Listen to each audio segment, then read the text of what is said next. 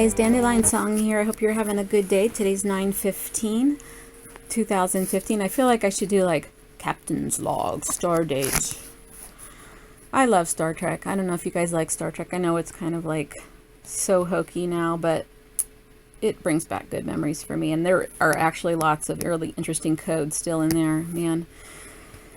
Well, I just put up the video yesterday of the Holy Child that I found near Philadelphia, and I actually didn't pre-find this page. Oh, good, it's not too hard to find. And it has to do, what I thought of when I first saw it was this mask. This is a jade mask. Now, jade itself, and it says it in one of these books. This is Maurice. Let me show you.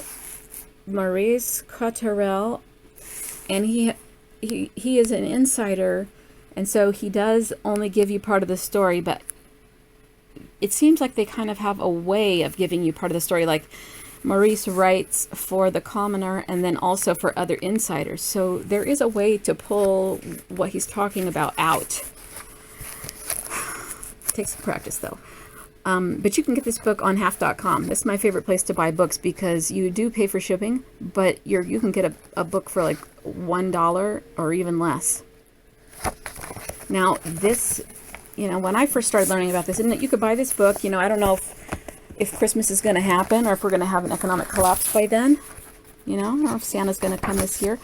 But if Santa does come this year, this is something that you could buy for your lovies because these books are really great. Or for yourself, Or you could, people say, what do you want? And you're like, I don't know. You want this book and the other books that I've mentioned. So I just want to show you because a lot of people believe the academics when they say, oh, those primitives, they had wrong ideas or whatever. But I just want you to I just want you to see that they created these transformer codes with their artwork, lots of their artwork, not just this, but this is a jade mask that was buried with Lord Pacal, and this one shows the bat god. And the idea here is that Lord Pacal triumphs over the bat god. This is a glossy page, so sorry about the glare. But there's an Argyle pattern right here, and I've been talking to you about the Argyle pattern, and I really want to bring that to you in the back to the books. I have like 15 videos that I have just held back just to not overwhelm you. And I know I'm overwhelming you anyway with videos, but I have 15 videos that are waiting for their turn on stage. So I haven't shot the Argyle one, but it is a very important. It has to do with the circle, it has to do with the seed of life, has to do with 36. I'm looking for so these are all different. For some reason I'm shaking. It's cold. I got to turn the heat on in this room. I can feel fall coming, and I love fall, but I'm a complete weenie when it has to do with cold weather. I get so cold, way cold, easier than everybody else. Now here is the boy. Do you see the boy? This has to do with the video that I just put up about this little boy in Philadelphia. Look at him. He looks exactly the same. Look at this head. Oh gosh, darn it. It bothers me, the shaking. I need to go make some tea. This scene shows, let's see, are we on the right plate? I think we're on the right plate. This scene shows a young boy thought to be Boy King Lord Pacal wearing a feathered hat. Feathered hats had to do, you see the royals with feathers and the feather in his cap and those kind of things. That has to do, I'm trying to get the glare to go away. That has to do with the feather of truth and whether you are prepared to be weighed against the feather. That's what that has to do with. Feathered hat. A bat mask covers his mouth. See? The boy has a forked tongue of the snake, which shows, I don't actually see his tongue. Sometimes I don't get what they're talking about. But Lord Pacal is also an incarnation of Quetzlcoatle, and Quetzlcoatle is the feathered snake. And before everybody freaks out about the feathered snake, we need to keep in mind that what it shows is Quetzalcoatle coming out of the mouth of a feathered snake. Now, I talked to you a lot about the Star of Ra being a wormhole, cosmic serpent. Now, and also that the OR is the center of the worm and center of the word, and that's also the Freemason number. So what I'm starting to think is, they could have worm or serpent DNA. Yes, that or those stories could be symbolic about having worm or serpent DNA or dragon DNA. But it should also be thought of that they could be just emerging from the wormhole. Now, if a wormhole opens, you've seen the picture of the Star of Ra, and we know that that opens with a trident, and we've seen that in Philadelphia right now with the Pope. One of the last places that he is staying is the seminary, and that is shaped like a trident, and it happens to be pointing exactly towards the sun pyramid, which I don't know if that has star map type of relevance or not, but they point the trident at in the ancient artwork. They point the trident at the Star of Ra to open the wormhole. When it opens, it makes a Vesica Pisces shape. Now, if you think about Star Trek and you think about a wormhole, there is kind of a light show that happens when a wormhole opens. Now, this could be the feathered snake type of idea. Okay, I just throw that out. I just throw that out because I think we need to broaden our perspective here.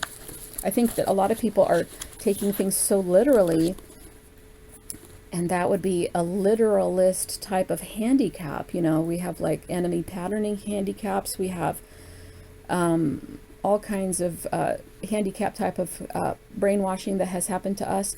Being too literal is also another handicap. So not that we need to be embarrassed about that. We just need to kind of realize that about ourselves, and we need to try to take two views at once. Look at the literal and look at what it might be coding. Okay, so when we talk about Quetzalcoatle, we might be talking about somebody who came through the wormhole.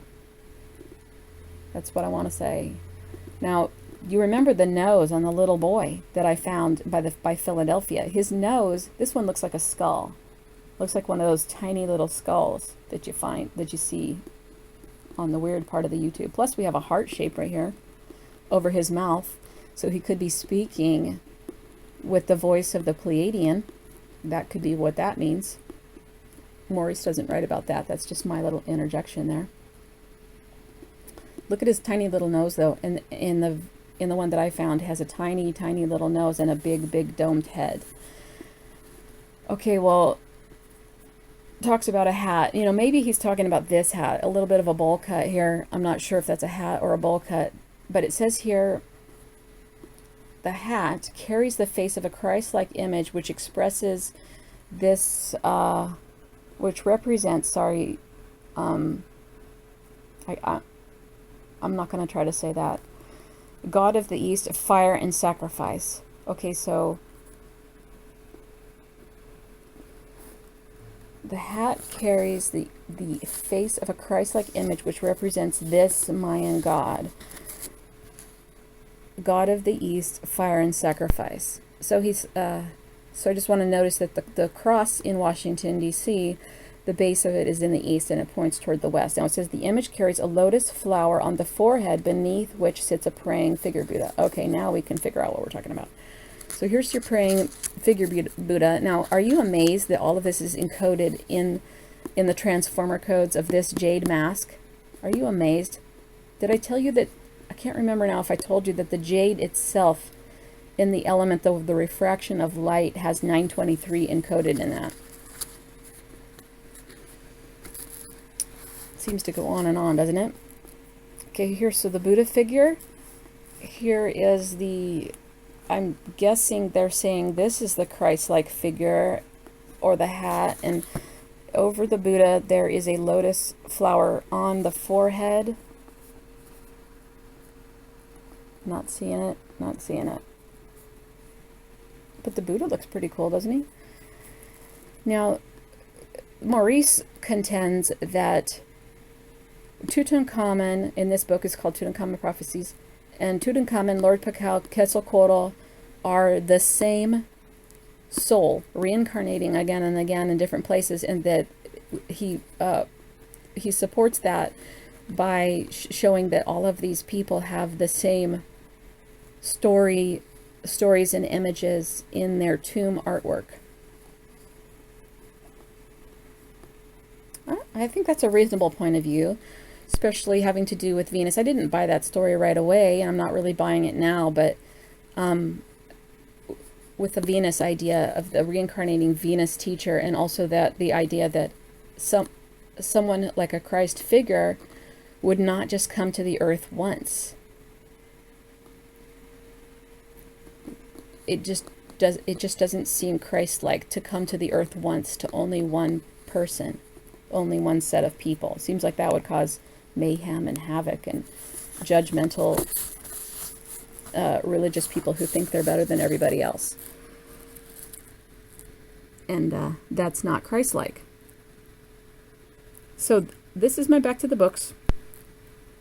Okay, so let me just show you. He has a diagram down here. I'm actually able to see better on it myself than I am on his diagram, but I'll show it to you in case it helps you.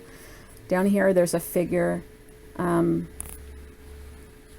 then there's a mini figure inside of that. This is the lower head of the boy. This kind of reminds me of like that character that in The Fifth Element with Bruce Willis. And then there's a figure here.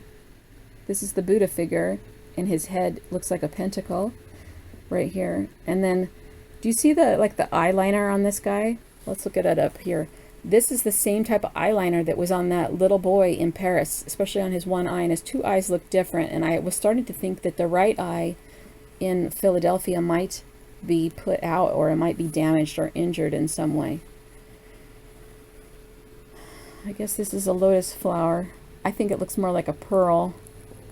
This is the god of fire and sacrifice. His name, I don't know how I wish they would just put the pronunciation up here. In the Mayan, my feeling in my heart about this is that this is an academic distortion. It's either an academic distortion or it's a misunderstanding by the people who have interpreted the Mayan. They say that he's carrying a brazier on his back that they burn victims in, and he's wearing a helmet to protect him from the fire. Since none of us were really there, we need to keep in mind that this is an academic point of view, and all academics, okay, don't want to broad brush that. Most academics look at an ancient culture from an arrogant point of view. So they're going to simplify and probably primitize the culture more than it needs to be primatized. So I just want to point that out. I don't know what's going on here with this. I don't know where they found it. I don't know if it has anything to do with any of this other stuff. It's weird how we just have to take a lot of people's word for it.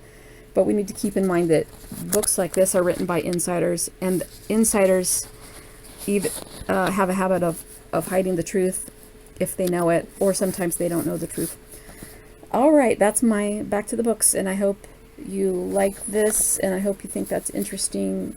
I wish I'm going to take a picture of this and try to include it here so that you can have a better view of it.